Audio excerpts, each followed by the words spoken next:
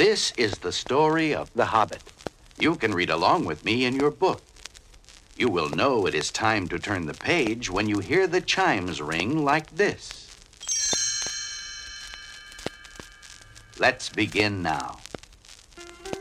As everyone knows, hobbits are small, quiet folk who live small, quiet lives in snug underground homes. They never, ever visit the world outside, nor do they ever seek adventure. But this is the story of a special hobbit who did once have an adventure, and an exciting one it was.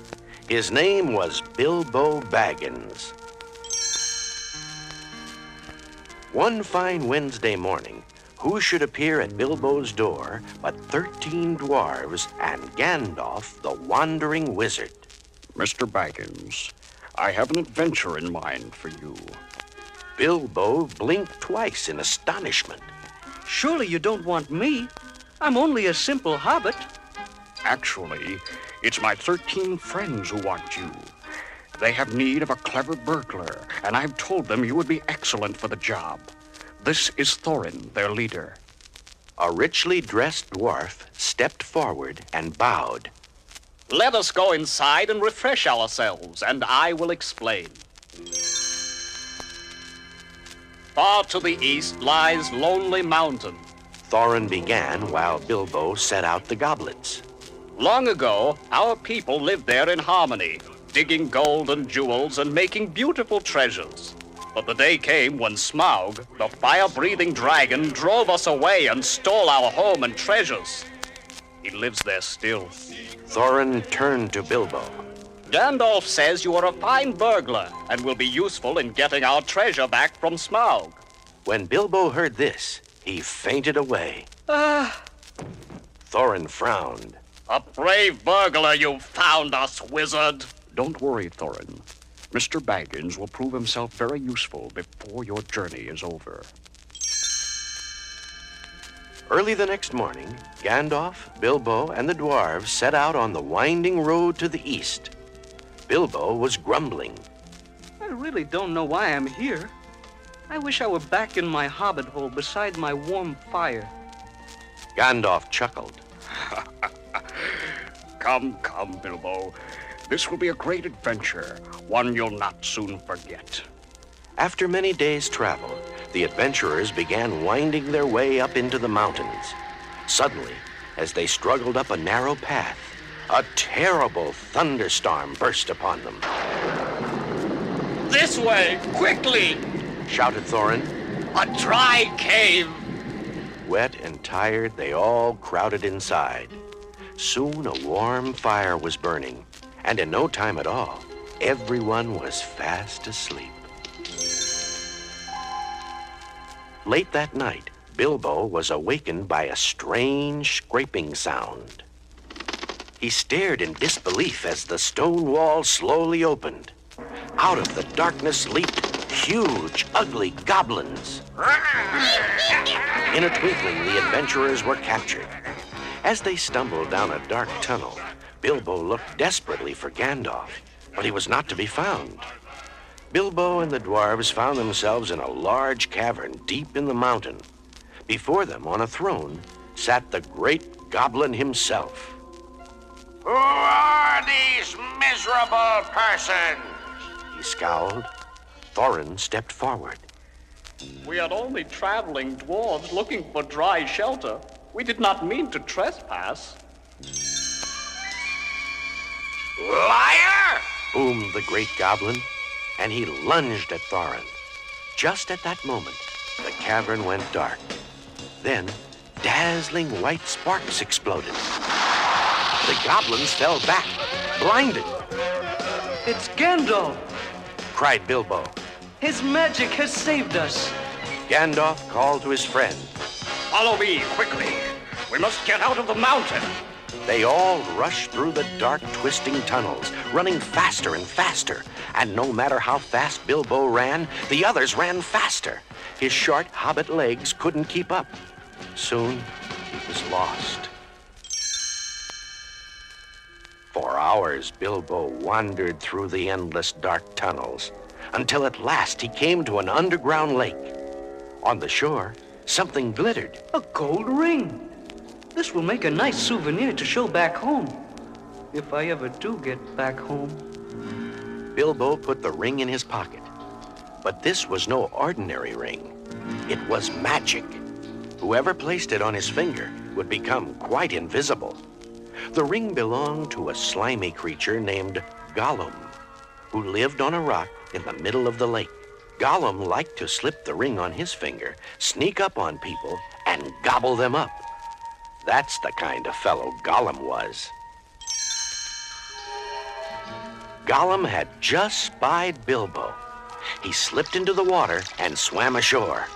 It looks tasty, it does. He hissed as he approached the Hobbit. Stay back, warned Bilbo, gripping his sword. I am Bilbo Baggins, and I am lost. Can you show me the way out of this mountain? Gollum squinted his large lamp-like eyes. Perhaps we can make a deal. We'll have a riddle game. If you win, I show you the way out. If I win, I gobble you up. It wasn't much of a deal, but Bilbo agreed. They traded riddles for some time. Finally, Bilbo won. But Gollum was a poor sport and decided to eat Bilbo anyway. Gollum swam off to get his ring so he could sneak up on Bilbo. But of course, he couldn't find it. It's gone! He howled and dashed back to find the Hobbit. But Bilbo had accidentally slipped the ring on his finger and vanished. Curse him and crush him! Moaned Gollum. He's gone too! He didn't realize he was looking right through the little Hobbit. Bilbo slipped away and fled down the dark goblin tunnels, eventually finding his way out of the mountain. Pocketing his ring, he rejoined Gandalf and the dwarves. Thorin was amazed. We had to fight our way out. How did you escape? Bilbo thought of his magic ring and smiled. We burglars are quite clever. We're invisible, you might say. A few days later, Gandalf made a shocking announcement. I must leave you now. I'm sending Mr. Baggins with you. That should be enough. The burglar? Asked Thorin, thinking Bilbo was a sorry substitute for a wizard. But in the weeks that followed, the little hobbit proved himself again and again. Twice Bilbo and his magic ring turned tragedy into triumph. Once by defeating the great spiders, and again by escaping from the wood elves' dungeon. Little by little, Bilbo began to enjoy adventuring. At long last, the company reached Lake Town, at the base of Lonely Mountain. Men lived there, brave men like Bard the Hunter. It was said that Bard could shoot an arrow farther and straighter than anyone. The lake people hated the dragon Smaug as much as the dwarves did, and they gave the adventurers all possible help for the last part of their journey. After a long, hard climb, the brave little company found itself at a secret door in the stony cliffs of Lonely Mountain. Behind that door was the home of Smaug, the dragon. Thorin turned to Bilbo. It is now time for you to perform the service for which you were hired. Go burgle something. As Bilbo made his way down a dark tunnel, he told himself, A few more steps, and you'll see old Smaug himself. It's true you are afraid, but if you go on now, it will be the bravest thing you've ever done. And on he went. In the great hall, Bilbo found the terrible dragon lying asleep, breathing fiery blasts. The hobbit breathed a sigh of relief. He fills the entire hall, Whispered Bilbo in awe. I am no bigger than one of his claws. Bilbo stepped up to the large mound of gold and jewels that was the dwarves' stolen treasure. Nervously, he plucked up one small gold cup. Then mighty Smaug awoke. Quick as a wink, Bilbo put on his magic ring. Smaug's blazing eyes peered through the gloom. Ho, thief! I know your here. What do you want? Oh, Smaug, I only came to see if you're as great as people say you are. If you are a little hobbit, it is wise to be polite to dragons. Smaug laughed his fiery laugh.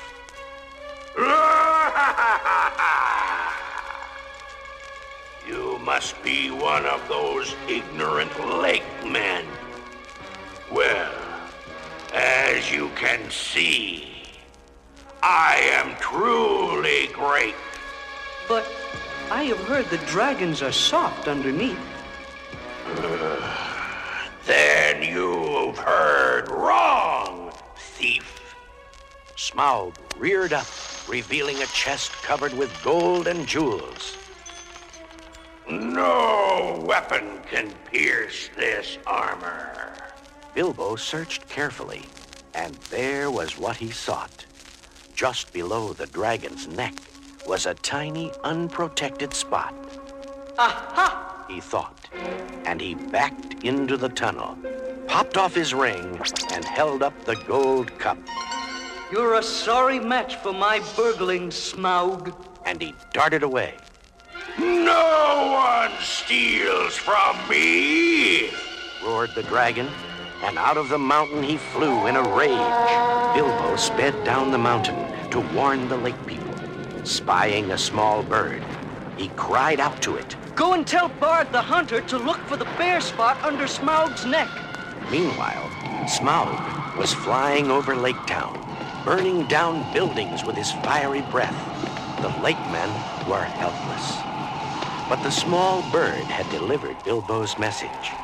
Bard the Hunter took careful aim and shot an arrow deep into the bare spot below Smaug's neck. The dragon fell into the lake, his flaming breath changing to steam in the water. Smaug was dead. So the people of Lake Town were saved, and the dwarves regained their home and their treasure. And Bilbo returned to his nice, quiet hobbit hole. Every now and again, he would recall his part in the adventure. It had given him bravery, treasure, and a magic ring. Gandalf had been right. Bilbo had had an adventure, one he would never forget. The greatest adventure is what lies ahead. Today and tomorrow are yet to be said. The chances, the changes are all yours to make. The mold of your life is in your hands to break.